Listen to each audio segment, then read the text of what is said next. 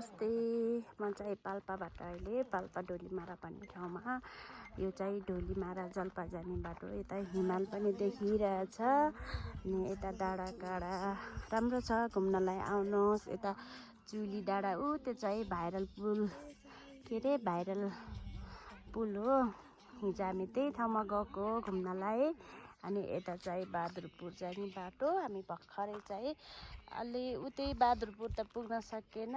हामी कुन ठाउँमा गएको रे भन्छ, पोखरा भन्ने ठाउँमा, लाकुरी भाङज्याङ पुगेर आएको घुम्नलाई। तपाईँहरू पनि आउनुहोस्, रमाइलो छ। त्यो चाहिँ भाइरल पुल है साथीहरू।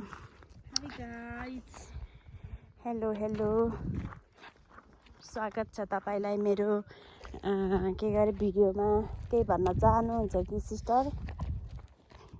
के भन्ने, केही पनि छैन। तपाईँहरू पनि घुम्न आउनुहोस् भन न।